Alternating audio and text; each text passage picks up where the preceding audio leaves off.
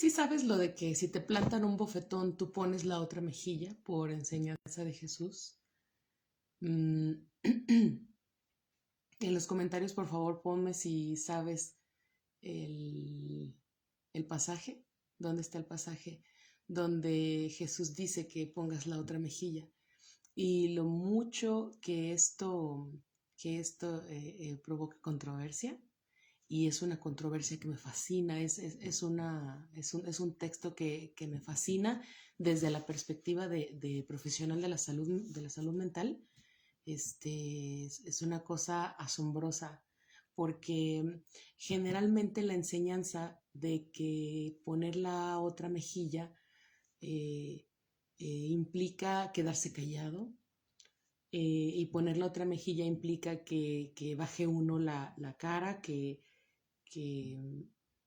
vaya más allá, ¿no? Que sea la mayor o la mejor persona.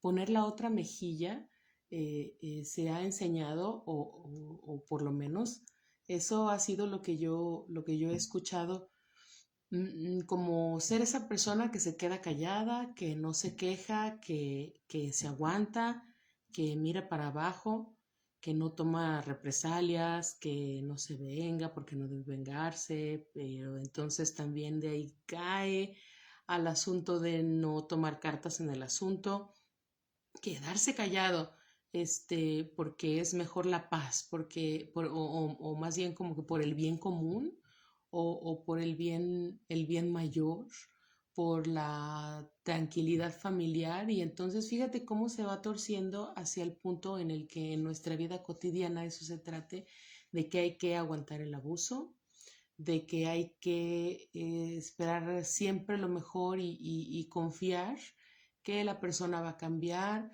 mm, que haya algún tipo de abuso, de agresión, de cualquier tipo, verbal, económica, y que bromas de mal gusto, pesadas, bullying en las familias, en los sectores, pero fíjate cómo es en la casa. Quédate callado porque no digas nada, tú aguanta, ya sabes cómo es. Hay que mantener el bien, hay que mantener la paz familiar, por mantener el equilibrio, por mantenerla tranquila, por no hacerla peor, por no exagerar. Y ya empezamos con la manipulación además. Eh, em, es un asunto bien interesante que en casa poner la otra mejilla sea como bandera de quédate callada, ya sabes cómo es, tú mantén el bien de la familia, tú no te quejes, no lo hagas más difícil, no lo hagas más importante de lo que es. Y en la escuela le hicieron bullying, le acosa, le hace esto y lo otro. Bueno, tú no le hagas caso, no le creas todo lo que dice. Tú aléjate, quédate lejos del acosador, ¿no?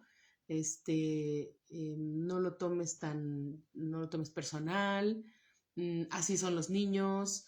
Y entonces poner la otra mejilla se convierte en una bandera de dejarse oprimir, de dejarse acosar, de dejarse maltratar, abusar, en nombre de poner la otra mejilla.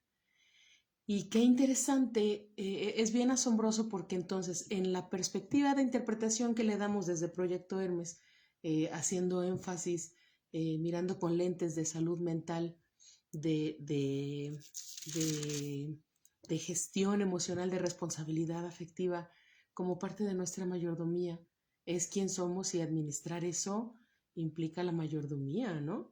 Eh, eh, no es algo para distraernos de la fe, ni estamos de novedosas, no estamos de novedosos con hablar de regulación y gestión emocional, con hablar de salud mental, no estamos, y partiendo de la Biblia, no estamos siendo novedosos al respecto.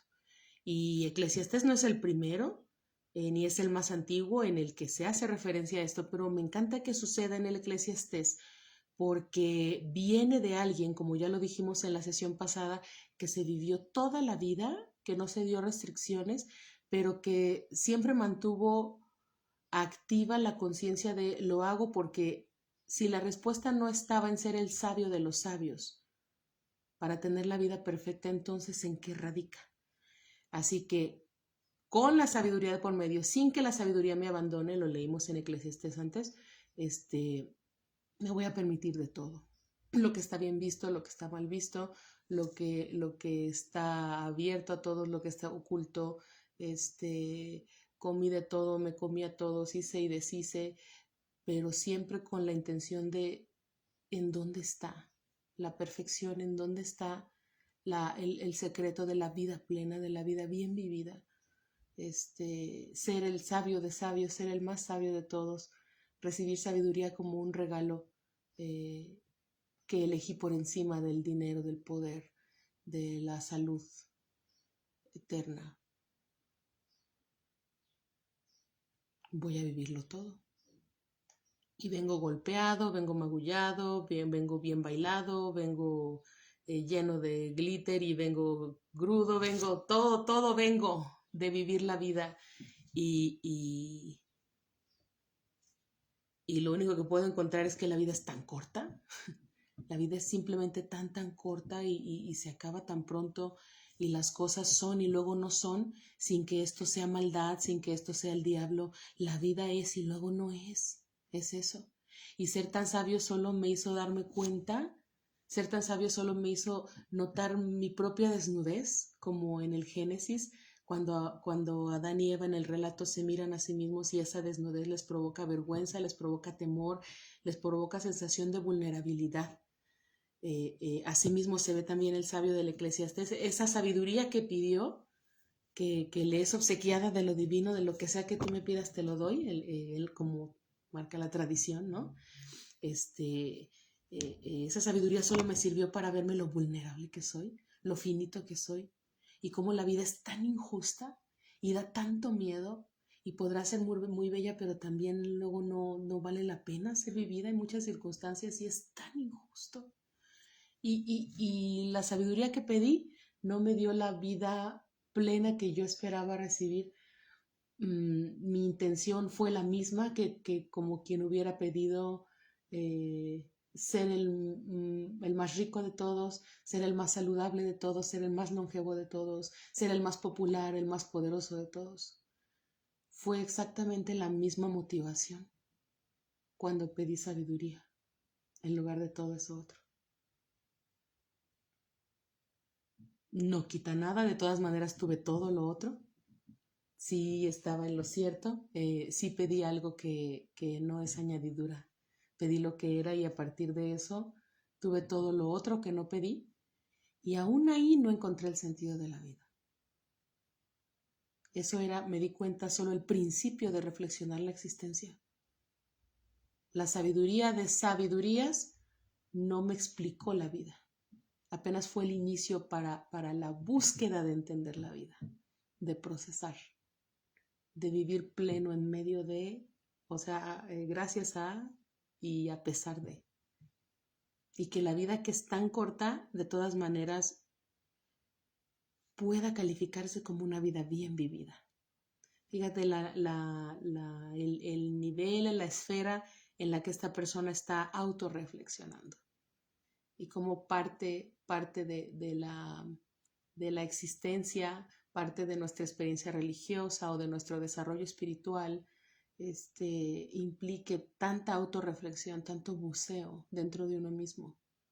Una cosa que da tanto miedo. Por eso el buceo es un buen símbolo de la introspección profunda, de las sesiones de terapia bien llevadas, del proceso, de andar el proceso, de atravesarlo en lugar de mantenerlo en negación lo más que se pueda hasta que reviente, hasta que explote en mi cara. Es tan importante la autorreflexión, el buceo, por mucho que da miedo porque el mar profundo, la zona abisal, es un temor y es un peligro y es algo a lo que no estamos acostumbrados y es parte de nosotros porque esa introspección aquí está con nosotros y nos produce sueños y nos hace reaccionar de esta o de aquella manera y tomar esta o aquella decisión sin darnos cuenta de qué tan regidos estamos por todo aquello, no solamente que está en la superficie del océano, sino en la zona abisal. y que a pesar de estar allá tan metido por las razones que sean, no solo porque estamos en negación, pero que estar tan allá, tan metido, no implique que está inactivo. Y de todas maneras refleja cosas que no están en mi consciente, cosas que no tengo a la mano, que no tengo en la playa, que no tengo en la superficie, flotando en la superficie del océano, y que no basta con navegarlas, con mirarlas, con llegar a ellas. Sí hay que navegar de todas maneras, sí hay que nadar y esforzarse de todas maneras, pero bucear y hasta lo más profundo, lo más que da miedo, lo más peligroso, lo más aterrador, lo que menos controlamos, pero está allí, es parte de ti. Esa zona abisal, esa zona profunda, donde guardamos todos esos traumas infantiles, donde están ocultos aquellas memorias que de hecho existen aunque no las recordamos. Esas que de repente salen como aquel pez, ¿te acuerdas de la sensación de internet en su momento, de este pez de la zona abisal que llega hasta la playa y de repente sucede, de repente sale y ahí está y es tan asombroso como ese pez de la zona abisal, es tan asombroso y sucede. Bueno, no podemos evitar la zona abisal, no podemos darnos el lujo de desconocer la zona abisal de nuestro ser, de nuestra propia mente, de nuestra propia existencia, porque ahí está, es parte de. Y podremos atravesar la vida sin haber tocado nunca ese lugar, sin haber buceado nunca hasta allá. Y sucede todo el tiempo. Y nunca, nunca llegamos hasta allá. Pero pasa factura, pasa factura. Y es importante la introspección, la autorreflexión.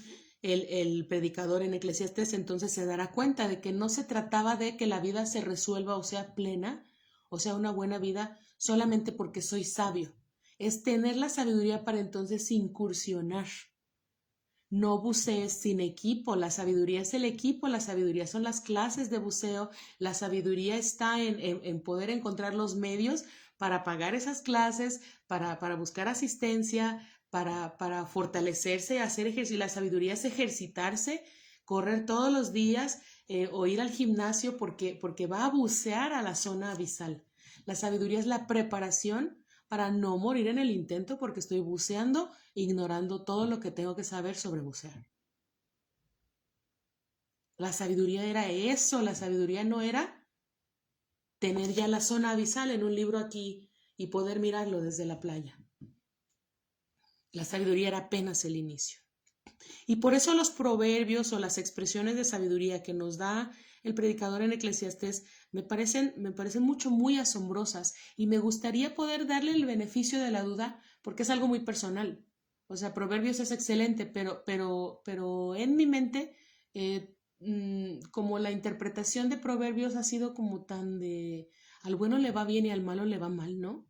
Y aunque esa no fuera su intención, por eso es como si interpretáramos, no se trata de que Proverbios sea así, es que tendemos a interpretar Proverbios de esa manera. Proverbios son enseñanzas dictadas por Dios, cuidado. Proverbios son enseñanzas dictadas por Dios para indicar quién es bueno y quién es malo según sus acciones, quién es bueno y quién es malo según cómo le va en la vida, quién es bueno y quién es malo según las dificultades que esté o no atravesando, según las carencias que esté o no viviendo.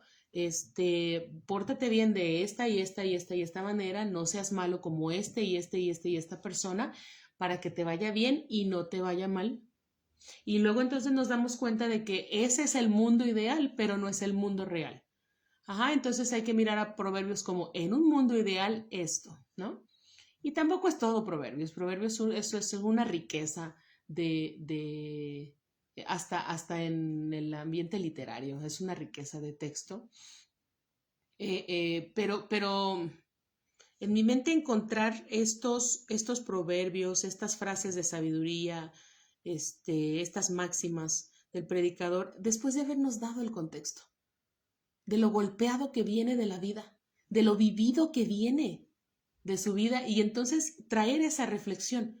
No se trata solamente de ser sabio, la sabiduría está para la preparación para que yo vaya y bucee a mi propia zona abisal. Y eso es parte de la reflexión. Entonces eso nos da un lente distinto, un lente de Eclesiastés para volver a Proverbios y leerlos y darle el beneficio de la duda en nuestra interpretación de que Proverbios no se trata de sé bueno para que te vaya bien, no seas malo para que no te vaya mal, ¿no? Porque luego entonces nos vamos a encontrar con Job, que está aquí para hacerle contrapeso a ese espíritu general de Proverbios, y decir, no es cierto que al bueno le va siempre bien y que al malo le va mal. Al bueno también le va mal. Y ahí está Job, y está Lamentaciones, y está Eclesiastés. Entonces, es contrapeso. Entonces, ir con este lente de Eclesiastés, de pensar en todo el contexto, de todo lo vivido que viene Salomón, de los capítulos 1 al 9, para entonces darnos este tipo de proverbios. E ir con ese lente de proverbios y leer de qué vida tan vivida y tan golpeada viene esa enseñanza. A este proverbio le falta barrio. Así es como la vida debería ser, pero así no es. Este proverbio se ve que viene de alguien muy experimentado, que viene de, no, y no experimentado de muy poderoso, sino de muy vivido, ¿no? De muy golpeado, de tener mucho barrio, de veras. Y poder leer proverbios en clave de gestión y regulación emocional, no de causa y efecto de esa naturaleza, de sé bueno para que te vaya bien y no seas malo para que no te vaya mal, porque resulta que la vida no es así y que lo haces todo lo mejor que puedes y con la mejor intención y quedas en la peor posición y le inviertes y le esfuerzas y lo haces todo legal y de todas maneras te tuercen, ¿no? Y se benefician de lo tuyo. Entonces, ese tipo de experiencias son importantes, no deben entrar en negación o en un lado oscuro del púlpito en la iglesia donde enseñamos a la gente en el ambiente de su desarrollo espiritual, enseñar que de esas cosas no se habla porque esas cosas se viven, porque son parte de la experiencia humana.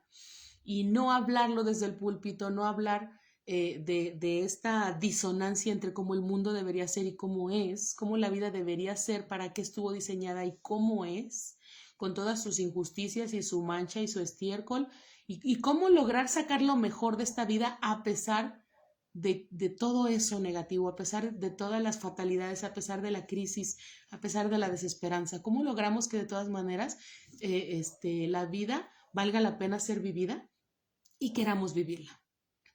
Entonces, en Eclesiastés, no era hasta el 9, estamos en el 7.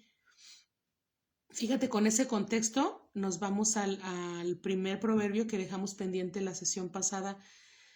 La violencia entorpece al sabio, que en otra versión se lee como la opresión enloquece al sabio, al cuerdo, y el soborno corrompe su carácter.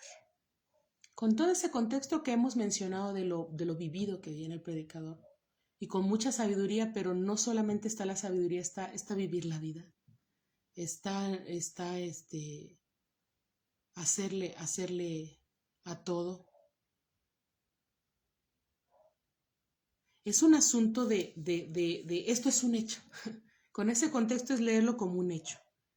La violencia entorpece al sabio, es un hecho, es lo natural, como lo leemos también en el Génesis. No es que haya habido maldad, es que es la naturaleza del ser humano. ¿Y por qué? ¿Y de veras me voy a morir? O sea, estamos hablando tratando de exponer cómo es la naturaleza humana, no cómo le va al humano que es malo, que es desobediente, que se sale de las reglas, que no obedece a sus mayores. Es tratar de expresar, es la naturaleza humana preguntarse, ¿de veras me voy a morir? ¿Qué tan lejos puedo llegar y salirme con la mía? ¿Qué tan lejos puedo llegar y escaparme? Desear tenerlo todo, desear saberlo todo, desear entenderlo todo. Es la naturaleza humana, es explicar la naturaleza humana, no condenar al ser humano.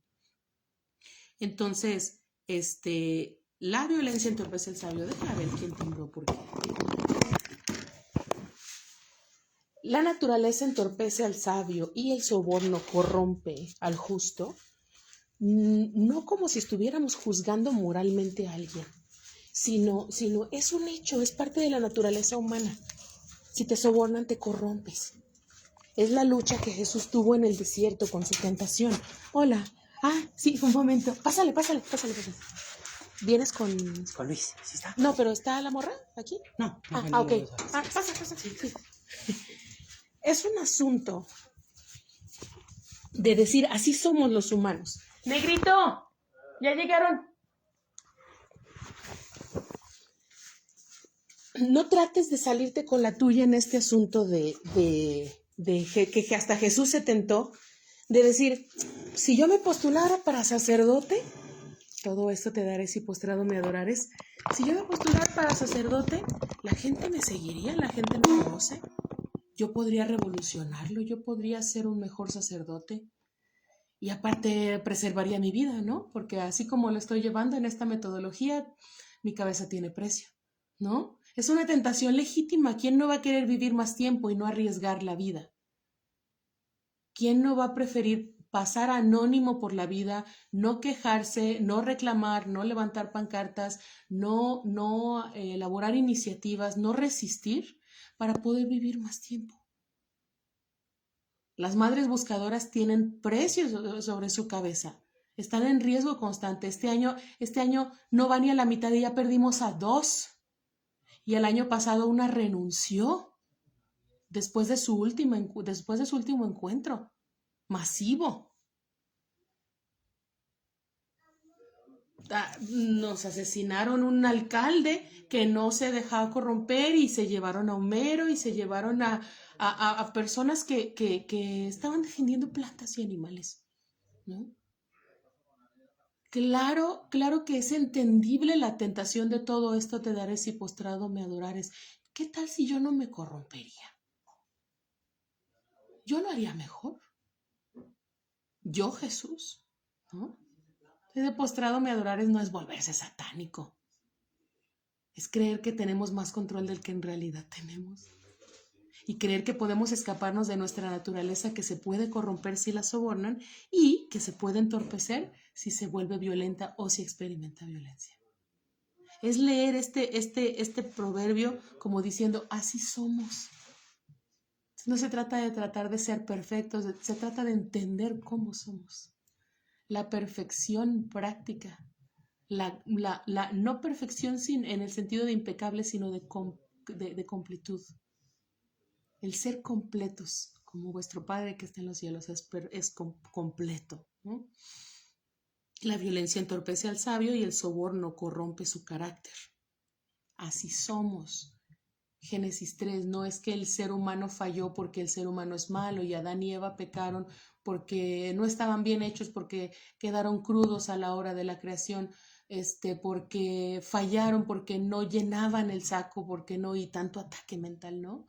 Cuando leemos estos pasajes, y si en lugar de ver al símbolo de la humanidad, a Adán y Eva, no como personas que fallaron donde se suponía que no fallaran porque fueron tan perfectos, vio Dios que todo lo que creó era bueno, y más bien verlos como, es que esa es la naturaleza, eso es lo que viene de paquete, es así como somos, tratamos de probar límites, tratamos de controlar, queremos saber más de lo que podemos soportar, controlar más de lo que en verdad alcanzamos a controlar, saber más de con lo que podemos, saber más la sabiduría.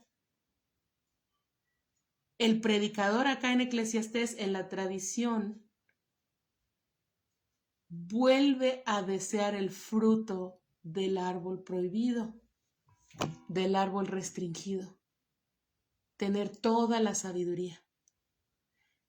Es la naturaleza humana que queramos poseer y en el proceso la regamos, Génesis 3. Y sin embargo no es tan fácil que se vaya Dios. Una madre que ama a un hijo delincuente, que es la historia clásica que podemos señalar para no dar mucho contexto, no es más amorosa que la mano creadora. Y yo digo, para mí el amor de una madre es un amor divino, eso es Dios, ese amor es Dios, ¿no? Pero me refiero, ¿cómo podríamos considerar que Dios se va así de fácil de nuestra vida, ¿no? Si hablamos desde el punto de vista religioso. ¿Por qué enseñar a la gente que Dios puede ofenderse así de rápido y darte la espalda y entonces te va mal? Proverbios. y al mismo tiempo predicar que Dios es amor en su totalidad, pero no puede amar más que esa madre que va y visita en prisión, porque ese amor no se acaba, ¿no? Nos contradecimos entonces, ¿no? No es fácil que se vaya Dios, no es fácil que te dé la espalda, no es fácil que no es un asunto de que esté mirándote bajo el microscopio.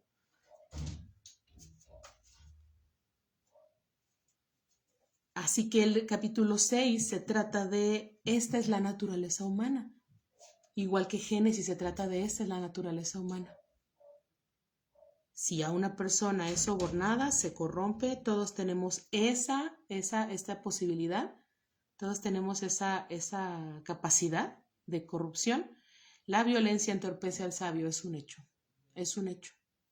Y una de las razones por las que más se entorpece, sí podemos modular ese entorpecimiento, porque sí, quien está enojado, quien está enfurecido, todos los matices del enojo, no tengo aquí a la mano la tabla de las emociones, pero hay un matiz larguísimo del enojo, porque es el enojo combinado con otras emociones y el enojo en diferentes grados, desde la rabia, desde el odio, desde la furia, ¿no?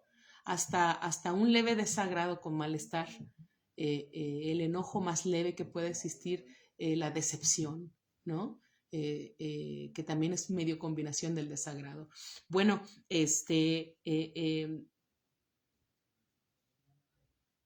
más control va a tener ese enojo sobre la sabiduría, sobre la entereza. Más control va a tener entre menos hayamos buceado. Entre más buceemos en nuestras propias emociones, entre más buceemos en nuestra historia de vida, entre más profundo vayamos con acompañamiento profesional, te lo sugiero, es mucho mejor bucear acompañado, es mucho mejor con acompañamiento profesional, con acompañamiento psicológico, de asesoría, acompañamiento legal cuando hace falta, orientación vocacional, psiquiatría, especialidades médicas, lo que sea, pero acompañamiento profesional, porque vas a bucear. Y esa zona abisal, ese abismo está dentro de ti, pero es muy profundo, es una cosa asombrosa. Y recordamos al principio en Eclesiastés, donde dice, se puso en nosotros, en Eclesiastés 3, la conciencia de lo infinito sin que lleguemos a entenderlo nunca. Hay una profundidad de Dios, por eso el sistema nervioso es mi favorito. Es una cosa asombrosa que da miedo y que asusta pero gusta. Y que es muy importante, que no podemos darnos el lujo de no conocerla. Tenemos que poder conocer cómo reaccionamos ante ciertas circunstancias, cuáles han sido nuestros traumas de la infancia, cuáles son aquellos miedos ocultos que no estamos conscientes, cuáles son aquellas experiencias que bloqueamos y que aunque no las tenemos a la mano, están rigiendo cómo reaccionamos, están rigiendo cómo tomamos decisiones, cómo nos relacionamos con otras personas, cosas que están en el abismo a las que no hemos ido a bucear, con las que no hemos ido a convivir, a procesar y que están rigiendo nuestra vida actual. Cosas en la zona abisal, en el abismo del océano, que están rigiendo cómo se vive en la costa, cómo se vive en la superficie de las aguas. No podemos darnos el lujo de no bucear allá con buenas herramientas, con sabiduría, con acompañamiento profesional, con una excelente red de apoyo para ir y bucear, para procesar, para encontrar duelos ocultos, para aprender herramientas de regulación emocional, para aprender sobre la autogestión, para pasar de lo reactivo, que es normal, a cada acción una reacción, pero pasar de lo reactivo a lo reflexivo. De manera que cuando vuelva a suceder, porque va a volver a suceder, quizá en distintas intensidades o quizá con distintos detalles o contexto, pero va a volver a suceder y que no te encuentre igual. O que no te encuentre bloqueado de las emociones, que no te encuentre sin ganas de seguir viviendo, sin ganas de volver a intentar. hay que hacer ese buceo de forma cotidiana, igual que de forma cotidiana hay que cuidar los dientes y la salud ósea y los ojos y la nariz, o sea, tan legítimo de necesidad de atención médica constante como la salud corporal, que el sistema nervioso es cuerpo, también es algo físico, pero como atiende a cosas inmateriales,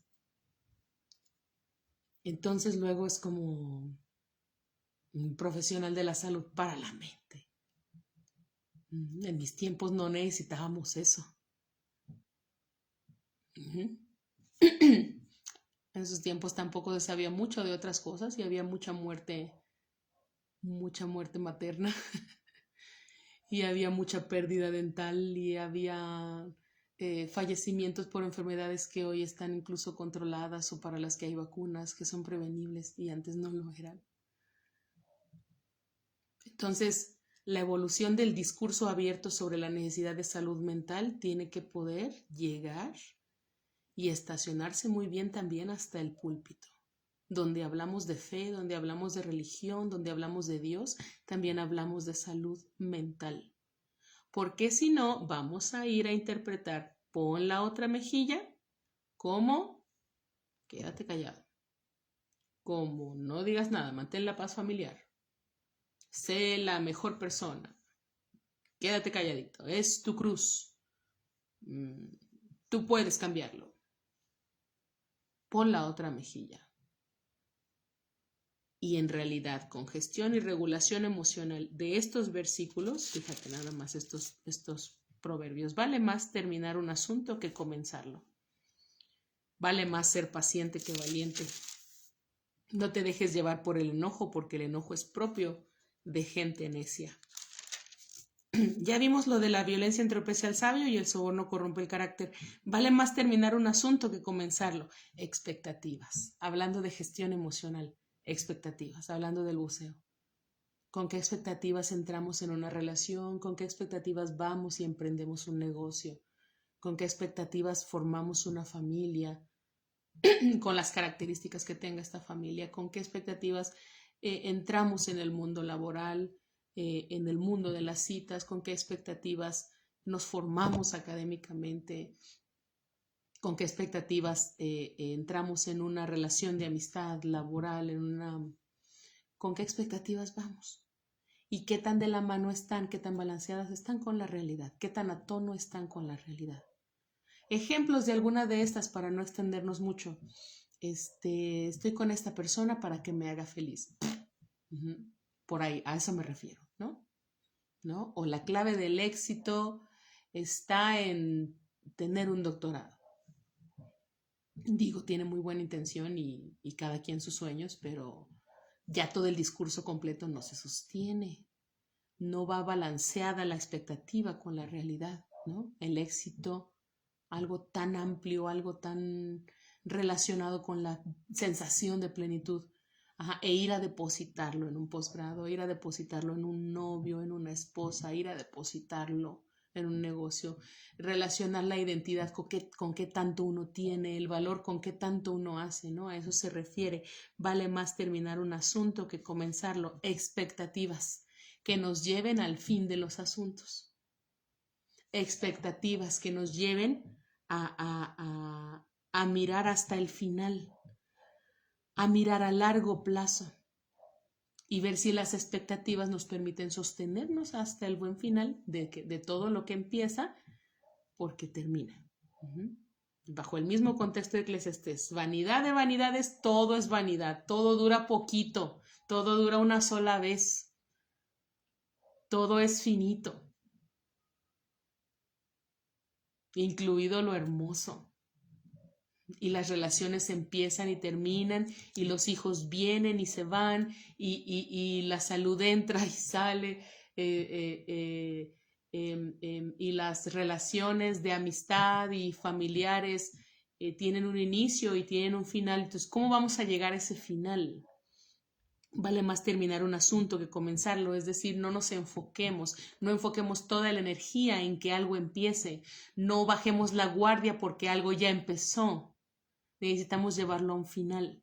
¿Cuál va a ser el final de eso? ¿Cuál va a ser el final de mis días? ¿Cuál va a ser el final de mi situación de salud? ¿Cuál va a ser el final de mi situación laboral? ¿Cuál va a ser el final de esta amistad? Todo termina. ¿Cuál va a ser el final de esta relación? Todo termina. Bajo circunstancias las que sean. Entonces, a veces la pareja muere con poca diferencia o muere uno de los dos y estancamos, ¿no? En amor eterno y entonces creemos que el amor eterno existe. Las relaciones terminan bajo este tipo de circunstancias. No me tomes nada mal. Quisiera poder expresar esto en ese sentido de todo termina. A veces termina en una ruptura, en un engaño, ¿no? En una infidelidad. A veces termina en muerte, pero todo lo que empieza y termina. ¿Y cómo voy a llegar al fin de eso? Termine cuando termine, porque yo no sé cuándo termina, porque me toma por sorpresa. Pero ¿cómo me proyecto hacia el final de esta experiencia de vida? Con esta pareja, con estas crías, con este trabajo, con esta situación de salud, situación laboral, con este emprendimiento, con este negocio. ¿Cómo lo empiezo y cómo lo termino? Mirando el proceso, valorando el proceso. No solamente que empiece, que algo empiece, lo cual también implicaría dejar de esforzarme cuando lo logré, ¿no? O bajar la guardia cuando lo logré, porque justamente viene el predicador diciéndonos desde Eclesiastés 1, la sabiduría no era el fin, era el principio. Yo pensaba que el fin era ser sabio. Ser sabio es el principio de todo, de toda esta experiencia de vida, de todo lo que implica que estemos aquí. Ser sabio nada más eran las clases de buceo, todavía no había buceado. Entonces, el inicio de la relación es el inicio. No es, ya inició la relación, ya me hizo caso y bajamos la guardia. Ya me hizo caso y entramos en la rutina y nos dejamos comer por las circunstancias porque ya empezó. Es lo que se sostiene, ¿no? Es cómo se inicia la relación y cómo se mantiene hasta que termina. Es cómo se inicia un trabajo y cómo se mantiene hasta que se acabe.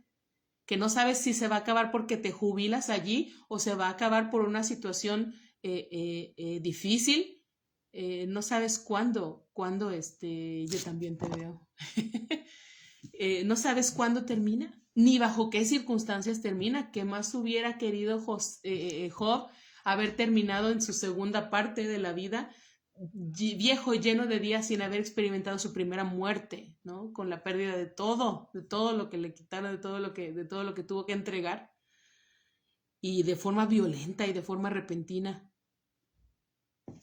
Vale más terminar un asunto que comenzarlo, en el sentido de qué tan balanceadas están mis expectativas con la realidad, en lo que sea de lo que te haya mencionado, relaciones, lo laboral, lo de la salud, lo que sea. Vale más ser paciente que valiente, otra vez una invitación a ver a largo plazo. Y vale más ser paciente que valiente. No se refiere a valiente por las otras traducciones, por las otras versiones que tenemos. Podemos caer en cuenta de valiente no en el sentido de quien se expresa, ¿no? Sino valiente en el sentido de aventado.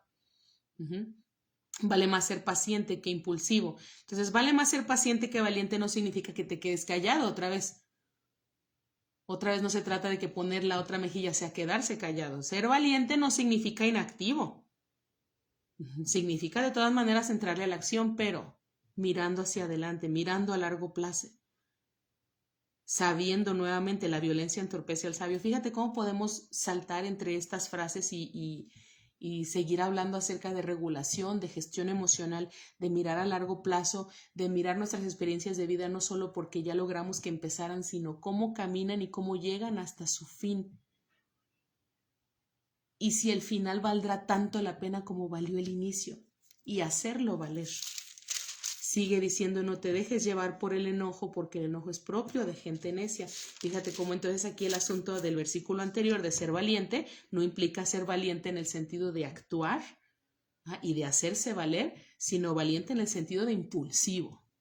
¿no? Y el impulso ha generado consecuencias tan dañinas donde la persona incluso tenía todo el sentido que reaccionara de esa manera, tenía toda la justificación para estar rabiosa y en un impulso echó a perder también su vida y su oportunidad de reconstruirse. Y en un impulso toma la vida del otro y en un impulso y tenemos relatos para dar y repartir en la Biblia. Y no porque solo los relatos de la Biblia valgan, tus relatos de vida, todos aquellos en los que la impulsividad te arrebató algo, donde la impulsividad dañó todavía más de lo que ya estaba dañado, la impulsividad tuya y la de otros, afectando la tuya. Como la impulsividad tuya o de alguien echó en el traste la tranquilidad, la paz, el bienestar, la salud. En ese sentido de la impulsividad, vale más ser paciente que valiente. Y poner la otra mejilla no implica no accionar. Poner la otra mejilla implica mirar a largo plazo. Implica confrontar con la cabeza fría, a pesar de que las emociones estén calientes. Poner la otra mejilla no significa quedarte callado. De forma muy cortita, reducida y con palabras muy, muy simples, muy prácticas. En esta cultura tú tienes que abofetear con tu mano izquierda porque la derecha es la limpia. Y con el lado de fuera, que es el sucio, porque este lado es el limpio, ¿no? Es un asunto muy dual de lo bueno y lo malo, de lo limpio y lo sucio, ¿no? Por eso a las mujeres nos va como nos va, ¿no? Hombre bueno, mujer malo, hombre limpio, mujer sucio. aunque en cultura cabalística, bueno, eso es otra cosa. Perdón. Así que la bofetada, ¿cómo tiene que ser? Así. Esta es mi mano izquierda. Tiene que ser así. Y figúrate, estás enfrente de mí, fíjate qué mejilla te golpeé, ¿no? Ahora pon la otra mejilla. Es confrontarme y decir, golpéame con tu mano buena, con tu mano limpia. O que me vas a golpear con esta mano la otra mejilla, pero con tu lado limpio, el lado de la mano limpio. ¿Cómo? Tócame con lo que consideras limpio de ti. Tócame con lo que guardas como sagrado para tu vida religiosa, para tu buen nombre. Poner la otra mejilla es una confrontación total. Como un cañón, es una cosa enorme. Poner la otra mejilla es una confrontación con la mente fría, con la paciencia por encima de la impulsividad, con la sabiduría lo menos entorpecida posible a partir de la violencia experimentada. Terminando este asunto en lugar de, antes de comenzarlo, ¿no? Fíjate la intensidad y el buceo que implica el autoconocimiento, la autorregulación, la sabiduría, la inteligencia, la gestión emocional que hace falta para que pongas la otra mejilla. Poner la otra mejilla es una confrontación parecida a esto. Me fascina utilizar estos ejemplos. Poner la otra mejilla significa, fíjate, agresión. Poner la otra mejilla es, esto que me dijiste en privado, ¿podrías decirlo enfrente de los demás? A ver, vamos si me lo dices enfrente de la gente. Esto que me lo dices, ¿podrías decírmelo si estuviéramos en igualdad de autoridad? Con esa boca cantas himnos si lees la Biblia. ¿Cómo me dijiste? ¿Cómo fue? ¿Me explicas el chiste? Poner la otra mejilla es una invitación. Explícame. ¿Dónde está el chiste de esa broma?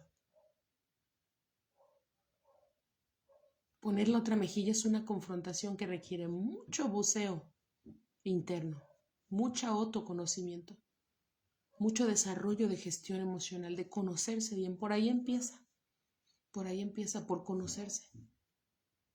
Cuando empieces a bucear en los principios del buceo, de la autorreflexión profunda, Por eso es con acompañamiento profesional, para procesar tus duelos, tus traumas ocultos, tus memorias bloqueadas que ni sabes que están allí y están rigiendo tu vida en la actualidad. Ese buceo profundo es el que hace que uno exitosamente ponga la otra mejilla y que haga ese tipo de confrontación. Fíjate lo interesante de poner la otra mejilla en lugar de activar mi propia mano izquierda también. Esa es la impulsividad. Y la paciencia, vale más ser paciente, es decir, poner la otra mejilla, pero en confrontación, en entera confrontación. En son de paz no significa ser dejado. En son de paz no significa quedarse callado y seguir soportando, seguir aguantando la violencia. No se sostiene de todas maneras. Leemos en el 7, la violencia entorpece al sabio. Tarde o temprano tú vas a explotar, tarde o temprano, y entonces va a ser más fácil si tú te aguantas y te quedas callado que la impulsividad actúe y te pones en riesgo a alguien, dices algo que te arrepientes, haces algo que te arrepientes. Implica mucho autoconocimiento, implica mucha responsabilidad afectiva, implica mucha terapia, mucha autogestión, poner la otra mejilla. Y es lo mejor, según como lo leemos en la sabiduría del predicador. Vale más ser paciente que valiente. Vale más terminar un asunto que comenzarlo. Poner la otra mejilla termina asuntos. La confrontación termina asuntos. Si vamos a interpretar poner la otra mejilla como quedarse callado, eso no termina asuntos. Eso solamente permite que el agresor se sienta cada vez más y más confiado de agredir, de violentar, de robar, de pegar. Es una de mis cosas favoritas, yo diría, así como el Eclesiastés, de mis libros favoritos, esta cosa de poner la otra mejilla. Es una cosa bien, bien asombrosa. Desde la puerta de interpretación que le hacemos a la Biblia con la salud mental. Pero no es nada fácil. Nada más estamos hablando de la importancia de bucear, no hemos ni siquiera entrado en el buceo, y da mucho miedo, pero vale mucho la pena. Vale mucho la pena. Haz lo que tengas que hacer para asegurarte que estás buceando en tu propia zona profunda. Porque esa zona profunda está afectando cómo te relacionas con los demás, cómo ves la vida, está afectando qué tan fácil o difícil te desesperanzas de tu contexto. Va a regir la energía con la que afrontas la vida o con la que te abandonas. Todo eso que está ahí oculto, que está profundo, que no hay luz, pero vale mucho la pena. Vale mucho la pena. Nunca le vas a perder el miedo. No se le pierde el miedo a bucear. No se le pierde el riesgo. El más experimentado es un peligro, pero vale mucho, mucho la pena. Y no solamente que valga mucho la pena, no podemos darnos el lujo. Tenemos esa zona dentro de nosotros, esa zona existe en nosotros, esa zona desconocida. Ahí está, no podemos solo negarla. Y que desde el púlpito se pueda enfatizar la importancia de que esta búsqueda hacia adentro también es una búsqueda, también es un camino hacia Dios. Es tratar de evitar el riesgo de mandar a la gente a buscar a Dios para evitar buscarse a sí misma como tiene que hacer. Para poder poner la otra mejilla con éxito. Cerrando en lugar de iniciar. No dejándose llevar por el enojo, ser valiente en lugar de paciente. Disminuir el nivel de entorpecimiento que trae la violencia que experimentamos. No te dejes llevar por el enojo, porque el enojo es propio de gente necia. Y vamos a asumir el versículo 10 mejor en la próxima sesión. Nunca te preguntes por qué todo tiempo pasado fue mejor, pues esa no es una pregunta inteligente. Hay una canción de Jorge Drexler que dice: no hay tiempo peor perdido que el perdido en añorar, aunque claro que él no lo inventó, pues es sabiduría popular, ¿no? Pero ¿qué onda con eso? Con lo de que el peor tiempo perdido es el que perdemos en añorar el pasado. Y te puedes leer, efectivamente, Eclesiastés 7 del 10 a lo mejor llegamos como el 14 o por ahí, la próxima sesión. No sé si el próximo domingo como tal. A lo mejor en 15 días, depende de cómo sigamos, pero sí, vamos a continuarle porque está bien, bien genial. Está bien genial este libro del Eclesiastés. Nos vemos la próxima sesión y te deseo el recurso y la energía y el ánimo para bucear, para empezar a bucear en ti o para continuar con el buceo que ya empezaste. Sí, da mucho miedo, pero por ahí es. Hay cosas que dan mucho miedo para advertirte que te alejes, pero este tipo de cosas, por ahí es. Da mucho miedo. Atento a las señales, hay charlatanería en todos lados. Y así que hay charlatanería también en el acompañamiento profesional, psicológico y psiquiátrico y religioso, y en todos lados. Ajá, alerta, hay muchos riesgos en ese buceo, pero por ahí es, vale mucho la pena. Muchísimos saludos, gracias por estar aquí. Su presencia es un abrazo en mis propios procesos. Nos vemos la próxima sesión.